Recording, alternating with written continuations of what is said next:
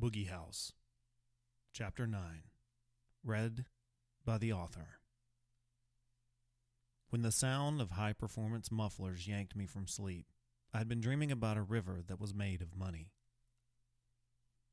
Cars had never been the thing to haunt me. I've never cared for the woods too much. But now it seemed like I was living in some hellish Stephen King novel. I leaped up, grabbed the .45 from the bedside table, and went outside, aiming at nothing and everything. The truck had been nearby, but was now tear-assing it down the road a ways. In the absence of a city, cars make a hell of an echoey racket, especially with glass-pack mufflers on the back. As I swept the perimeter, a single image from my dream kept coming back to me. Someone floating in the midst of all that cash. Going down through a swampy entrenchment in bare feet, I looked for just the right silhouette, just the right combination of light and dark. Maybe the moon glinting off a windshield, or a gun glinting against pale moonlight. It was not so dark that I wouldn't have seen it. It took 15 minutes for me to come to my senses. You're losing it, oh buddy, I thought. Soon the fucking trees will be a threat. You cannot jump at every backfire, and there are a lot of backfires out here.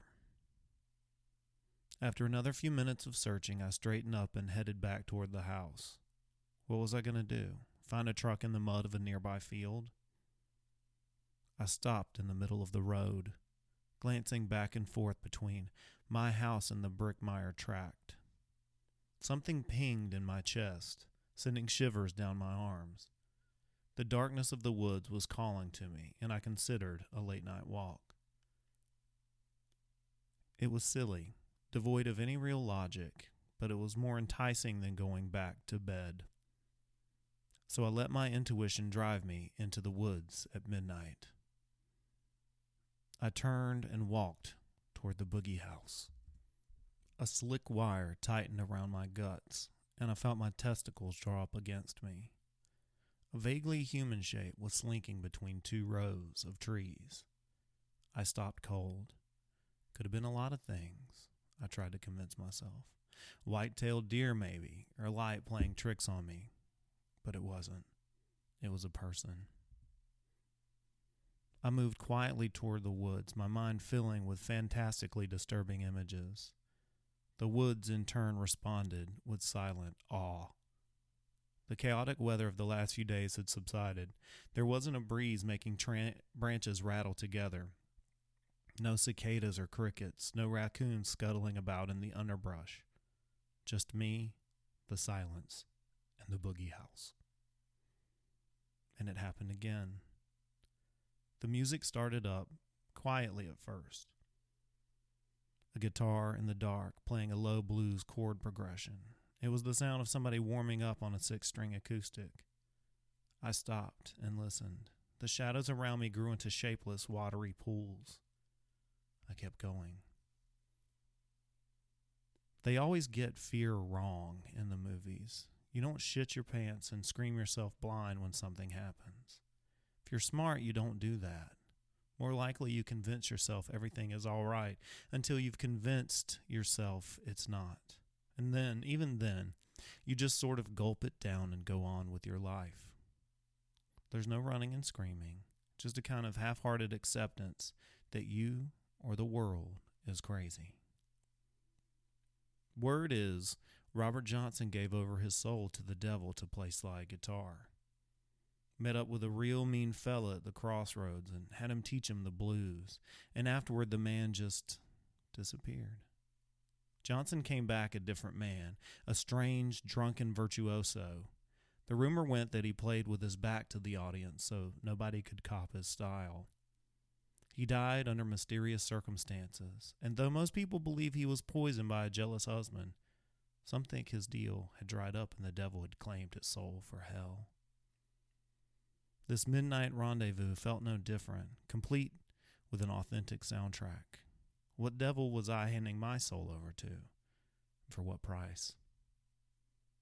Once the Boogie House came into sight with its gaping, rotted mouth of an entrance, the music swelled so that it sounded like someone running a high-speed drill right through my head. I pressed both palms against my ears, The sound of the guitar rattled my teeth, a ululating whine that hurt so bad I tried to close down every one of my senses to push it out. Not that it helped.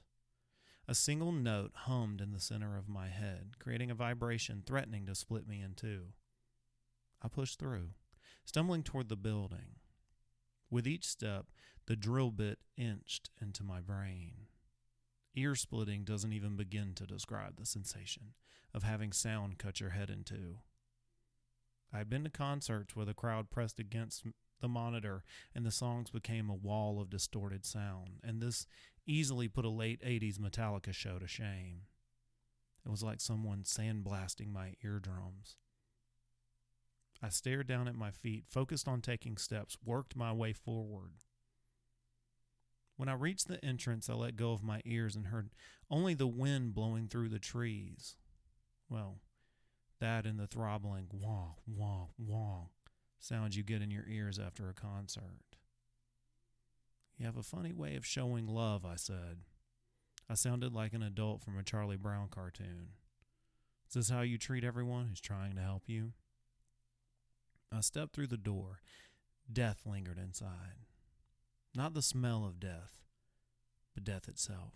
You could taste it in the air, thick as cigarette smoke. The yellow tape was still there, but this place had already gone back to being forgotten. It had to get back to the business of rotting, breaking down so that all traces of its existence could be erased forever.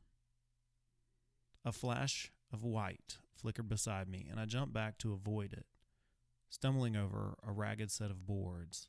I landed against the side of a table and cracked my head a good one. Stars danced a jig across my field of vision in time with my throbbing skull. Everything melted into a blurry mess. A slow stream of blood trickled down my neck and into my shirt. The darkness in the old juke spread out, and no matter how much I blinked, the light wouldn't return. I was going to pass out if I didn't get some real oxygen soon. Real as in not the stuff I was breathing in here. I drunkenly tried to find my feet. Then I began to hear them, voices, coming to me through the open doorway. I crab-crawled backward on my hands, behind the chair that had nearly knocked me unconscious. I pressed myself against the wall, wrapping my arms around my knees and peering under the table at the faint moonlight creeping inside. The pain on the back of my head was excruciating, but I managed to keep still and to keep awake, no matter how alluring the other side of consciousness was just then. Two figures stepped into view, framed by the misshapen door. Man, they're going to kick us out of town, or worse if we don't leave on our own, said a thickly accented voice. Sounded like it could have come from a movie version of a Louisiana Man. The other man, fatter, in a whispery voice, said, "They just don't want the black to rub off on them. The Boogie House is our idea, and there ain't nothing they could do to take it away from us. Except hang us. Wouldn't be the first time they gave somebody a rope lesson." The bigger man patted an imaginary pocket. His hand disappeared into his body, which was non-existent below the chest. He said, "I got a spell says they ain't gonna do shit to us." I leaned forward, woozily, but didn't see what might have been in his pocket. The skinnier, more frightened man said, "What if it doesn't work, yeah?" "Hasn't failed us yet. Got us this joint, got us everything we want. Overuse it, and there's going to be consequences." "Like what?" "Like hell." It's very easy for people to scoff at divine consequences these days, but whoever the man in this vision was had nothing but serious intentions by bringing it up.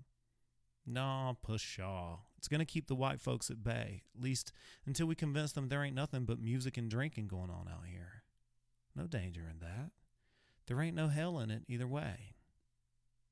The bigger man reached out a hand to pat his partner on the back, but it never connected. They were gone.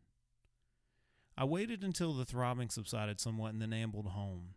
My legs felt like bags of water under me, so I didn't hurry. I loafed in a groggily fearful state. Suddenly the idea of getting back to the bed seemed unsettling. Ghosts were following me around. Real people wanted me dead. I was well on the way to public disgrace and a stint in jail. but a beer sounded good right about now.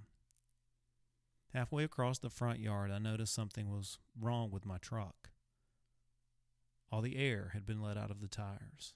Not only that, but they had been slashed to pieces. I scratched my forehead with the butt of my gun and slunk inside, ready for another sleepless night.